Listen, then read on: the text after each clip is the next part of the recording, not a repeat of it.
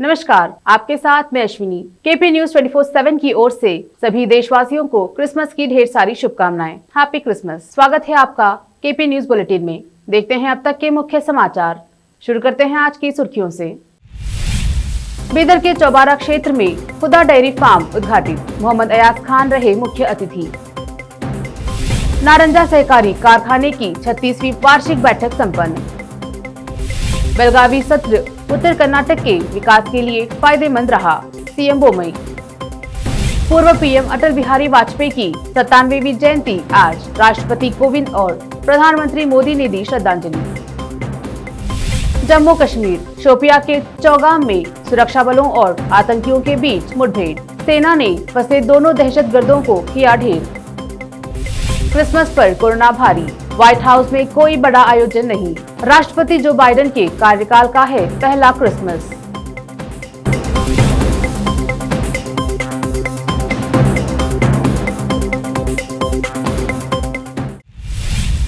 अब समाचार विस्तार से। शुरू करते हैं स्थानीय समाचारों से। बीदर शहर के चौबारा क्षेत्र में खुदा डेयरी फार्म का उद्घाटन किया गया, जिसमें मुख्य अतिथि के रूप में केपी न्यूज 24/7 के संस्थापक निर्देशक मोहम्मद अयाज खान, अतिथि के रूप में वार्ड नंबर 32 के पार्षद Nawaz Khan, DSP KM Satish, doctor Imran, barrister Talha Hashmi सहित अन्य उपस्थित थे। बीदर जिले के इमामपुर में स्थित नारंजा सहकारी चीनी कारखाने की 36वीं वार्षिक आम बैठक सहकारी केंद्रीय बैंक के अध्यक्ष उमाकांत नागमारपल्ली की अध्यक्षता में संपन्न हुई और श्री डी.के. सिद्धराम के मार्गदर्शन में यह बैठक की गई।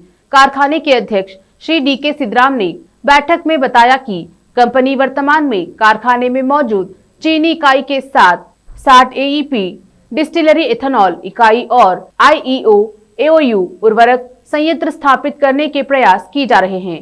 बैठक में सभी सुझावों का स्वागत किया गया। तेलंगाना के जहीराबाद में आज टीआरएस कार्यालय में शहर के अध्यक्ष सैयद मोहिउद्दीन के नेतृत्व में क्रिसमस त्योहार मनाया गया। इस मौके पर विधायक माणिक राव ने भाग लेकर कहा कि मुख्यमंत्री चंद्रशेखर राव सभी धर्मों के लिए अनेक योजनाओं को लागू किया है। अब देखते हैं समाचार राज्य के। मुख्यमंत्री बसवराज बोम्मई ने कहा कि बेलगावी सत्र की राज्य विधायिका को उत्तरी कर्नाटक के फलदायी विकास के लिए राज्य विधानमंडल द्वारा अनुमोदित किया गया था। सुवर्णो सौधा ने मीडिया कर्मियों से बात करते हुए कहा कि सत्र क्षेत्र की समस्या का समाधान लेकर आया है। राज्य सरकार ने साबित कर दिया है कि वह क्षेत्र में सिंचाई के विकास के लिए प्रतिबद्ध है। बोम्मई ने कहा कि उत्तरी कर्नाटक में कई रेलवे परियोजनाओं, HESCOM के वित्तीय कार्यकल्प, सासालट्टी और मंटूर सिंचाई परियोजनाओं के लिए मंजूरी, बीच में लिफ्ट सिंचाई के लिए मंजूरी दी गई। कल्याण कर्नाटक क्षेत्र के पूरक अनुमानों के लिए 500 करोड़ रुपए का अनुदान। बेलगावी में नई बुनियादी ढांचा परियोजनाएं शुरू की हैं और जनवरी में राज्य विधानमंडल का एक संयुक्त सत्र आयोजित किया है। कर्नाटक सरकार ने NIC रोड और मैसूर रोड के साथ चलघाट में एक एलिवेटेड डिपो की पिछली योजनाओं को खत्म करके जमीनी स्तर पर मेट्रो डिपो बनाने का फैसला किया है। Bengaluru metro rail corporation limited के अधिकारियों ने कहा कि शहरी भूमि परिवहन निदेशालय सहित सभी परिवहन निकायों के प्रतिनिधियों के साथ मुख्य सचिव की अध्यक्षता में एक उच्च अधिकार प्राप्त समिति ने हाल ही में इस मुद्दे पर सर्वसम्मति से निर्णय लिया। इससे पहले चलघट्टा में एक एलिवेटेड डिपो और कर्नाटक राज्य सड़क परिवहन निगम और बेंगलुरु मेट्रोपॉलिटन ट्रांसपोर्ट कॉर्पोरेशन की बसों के लिए एक बस डिपो बनाने की योजना थी, लेकिन हमने अब जमीनी स्तर पर डिपो बनाने का फैसला किया है। कर्नाटक में शुक्रवार को कोविड-19 मामलों की संख्या में वृद्धि देखी गई, क्योंकि इसने 405 नए मामले दर्ज किए हैं, जिससे राज्य में संक्रमणों की कुल संख्या 3,03,969 हो गई। राज्य में कुल सक्रिय कोविड मामलों की संख्या 7,251 है। शुक्रवार को बेंगलुरु अर्बन में 254 नए मामले दर्ज किए गए। बेंगलुरु ग्रामीण जैसे अन्य स्थानों में 1 मामला, दक्षिण कन्नड़ में 20 मामले, कोडगु में 12 मामले, मैसूर में 13 मामले, उत्तर कन्नड़ में 22 मामले, कोलार में 18 मामले, तुमकुर में 16 और उडुपी में 13 मामले सामने आए हैं। कर्नाटक में संभावित नेतृत्व परिवर्तन की अटकलों पर विराम लगाने की मांग करते हुए राजस्व मंत्री आर अशोक ने कहा कि भाजपा अगले चुनाव का सामना मुख्यमंत्री बसवराज बोम्मई के नेतृत्व में करेगी। हाल के दिनों में कुछ तिमाहियों में अफवाहें थी कि बोम्मई घुटने के ऑपरेशन के लिए विदेश जा सकते हैं। अशोक ने संवाददाताओं से कहा, हम अगले चुनाव का सामना बोम्मई नेतृत्व में करेंगे, इसमें कोई संदेह नहीं है, वह हमारे 100% नेता है। मंत्री ने बोम्मई के घुटने के ऑपरेशन के लिए विदेश जाने की अफवाहों को शरारत करार दिया। उन्होंने कहा कि डॉक्टरों ने उन्हें सलाह दी है कि वह भारत में बिना ऑपरेशन के ठीक हो जाएंगे। अब लेते हैं एक छोटा सा ब्रेक, जल्द लौटेंगे ब्रेक के बाद। हिंदुस्तान के हर कोने में हम हैं मौजूद,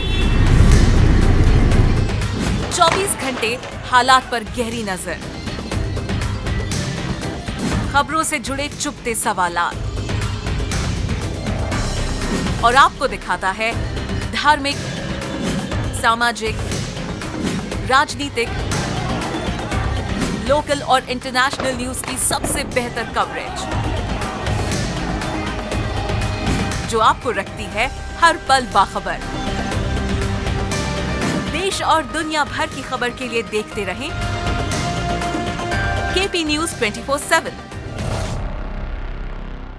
नूर एजुकेशन ट्रस्ट बीदर की ओर से चलाए जाने वाला Noor MEd college Bidar, recognized by NCTE Delhi and affiliated to Gulbarga university Gulbarga. Admission are open for the academic year 2021-22। विशेषज्ञ और सक्षम शिक्षकों द्वारा शिक्षा प्राप्त करने के लिए नूर एमएड कॉलेज में दाखिला लें और शांत वातावरण में शिक्षा प्राप्त करें। बीदर शहर में बेहतर शिक्षा का एकमात्र केंद्र Noor MEd college, Shahpur gate, Bidar.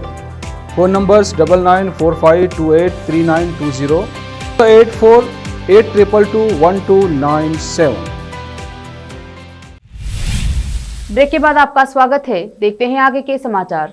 पूर्व प्रधानमंत्री अटल बिहारी वाजपेयी की आज 97वीं जयंती पर पूरा देश उन्हें नमन कर रहा है। राष्ट्रपति रामनाथ कोविंद और प्रधानमंत्री नरेंद्र मोदी ने सदैव अटल समाधि स्थल पर उन्हें पुष्पांजलि अर्पित की। प्रधानमंत्री नरेंद्र मोदी ने पूर्व पीएम वाजपेयी को श्रद्धांजलि अर्पित करते हुए कहा कि उन्होंने अपना पूरा जीवन भारत को मजबूत और विकसित बनाने के लिए समर्पित कर दिया। मोदी ने एक ट्वीट किया, आदरणीय अटल जी को उनकी जयंती पर कोटि कोटि नमन। उन्होंने वाजपेयी के योगदान की सराहना करते हुए कहा, अटल जी की जयंती पर उन्हें याद कर रहा हूं। उनकी देश सेवा हम सभी के लिए प्रेरणा है। उन्होंने भारत को मजबूत और विकसित बनाने के लिए अपना जीवन समर्पित कर दिया। उनके द्वारा किए गए विकास कार्यों ने लाखों भारतीयों के जीवन को प्रभावित किया। जम्मू कश्मीर में शोपिया के चौगाम इलाके में सुरक्षा बलों और आतंकियों के बीच मुठभेड़ शुरू हो गई है। इस बात की जानकारी शनिवार की सुबह पुलिस की ओर से दी गई है। खबरों के मुताबिक इस ऑपरेशन में 2 आतंकी फंस गए थे। अब उन्हें मार गिराया गया है। सुरक्षा बलों ने दहशतगर्दों को ढेर कर दिया है। कथित तौर पर सुरक्षा बलों के साथ मुठभेड़ में लश्कर-ए-तैयबा के 2 आतंकवादी मारे गए। सूत्रों के अनुसार मारे गए आतंकवादियों की पहचान ब्रारीपोरा के सज्जाद अहमद शेख, शोपिया और आचन पुलवामा के राजा बासित नजीर के रूप में हुई है। दक्षिण कश्मीर के अनंतनाग जिले में कल हुई मुठभेड़ में हिजबुल का एक आतंकवादी मारा गया था। पुलिस, सेना और सीआरपीएफ के एक संयुक्त दल ने आतंकवादियों की मौजूदगी की सूचना मिलने के बाद इलाके में तलाशी अभियान शुरू किया। कोरोना वायरस के नए संक्रमण ओमिक्रॉन को लेकर पूरे विश्व की चिंता बढ़ गई है। हर कोई संक्रमितों की बढ़ती संख्या को देखते हुए डरा हुआ है। इसे देखते हुए देश के अलग अलग राज्यों में पाबंदियां लागू कर दी गई हैं। इसके अलावा मास्क और सोशल डिस्टेंसिंग को लेकर सख्ती शुरू कर दी गई है। इस बीच कोविड विशेषज्ञ समिति के केरल के सदस्य डॉक्टर TS अनीश ने कहा कि मामलों की संख्या 2 से 3 सप्ताह में 1000 तक पहुंचने के आसार हैं। केंद्रीय कृषि मंत्री नरेंद्र सिंह तोमर ने शुक्रवार को महाराष्ट्र में एक कार्यक्रम में कहा कि देश भर में लाखों किसानों के विरोध प्रदर्शन के बाद पिछले महीने सरकार द्वारा वापस ले लिए गए 3 कृषि कानूनों को फिर से पेश किया जा सकता है। केंद्रीय मंत्री तोमर ने विवादास्पद कानूनों को खत्म करने के लिए कुछ लोगों को दोषी ठहराया। संसद में जिस तरह से इन कानूनों को बिना बहस और चर्चा के वापस लिया गया था, उसी तरह इन्हें वापस ले लिया गया।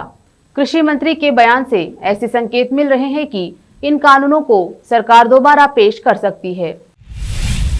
कोरोना वायरस वैश्विक महामारी और उसके नए स्वरूप ओमिक्रॉन के बढ़ते खतरे के मद्देनजर अमेरिका के राष्ट्रपति जो बाइडेन के कार्यकाल के पहले क्रिसमस पर व्हाइट हाउस में कोई बड़ा आयोजन नहीं किया गया।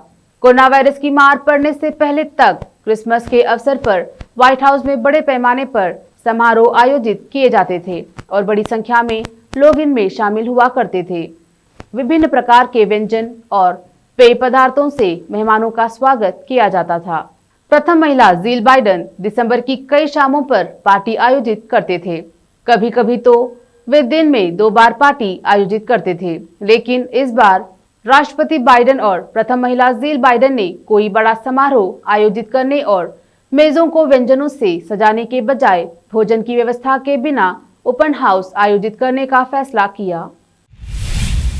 दक्षिण अफ्रीका और भारत के बीच 2021 में राजनीतिक तथा व्यापारिक संबंध और मजबूत हुए तथा कोरोना वायरस संकट ने दोनों देशों को इस जानलेवा महामारी से लड़ने में सहयोग बढ़ाने का मौका दिया। दुनिया के बाकी ज्यादातर देशों की तरह दक्षिण अफ्रीका की 2021 की शुरुआत और समापन कोविड-19 की गंभीर चुनौतियों का सामना करते हुए हुआ और लगातार तीसरे साल 2022 में भी महामारी का संकट बने रहने की आशंका है। अब देखते हैं समाचार फिल्मों के। प्रभास और पूजा हेगड़े की फिल्म राधे श्याम का धमाकेदार ट्रेलर रिलीज। देखते हैं खेल जगत के समाचार। South Africa versus India. Rahul Dravid ने विराट को लेकर कही दिल जीतने वाली बात, प्लेइंग 11 पर भी रखी अपनी राय। अंत में देखते हैं समाचार बाजार के। इलेक्ट्रिक व्हीकल चलाकर आप सिर्फ पेट्रोल पर खर्च होने वाले पैसे ही नहीं बचा रहे हैं, बल्कि आपको आयकर में भी छूट हासिल करने का मौका मिल रहा है। फिर से एक नजर आज की सुर्खियों पर।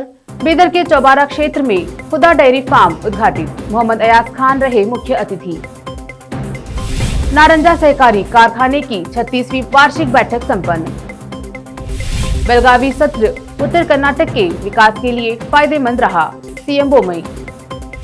पूर्व पीएम अटल बिहारी वाजपेयी की 97वीं जयंती आज। राष्ट्रपति कोविंद और प्रधानमंत्री मोदी ने दी श्रद्धांजलि। जम्मू कश्मीर शोपिया के चौगाम में सुरक्षा बलों और आतंकियों के बीच मुठभेड़। सेना ने फंसे दोनों दहशतगर्दों को किया ढेर। क्रिसमस पर कोरोना भारी। व्हाइट हाउस में कोई बड़ा आयोजन नहीं। राष्ट्रपति जो बाइडेन के कार्यकाल का है पहला क्रिसमस।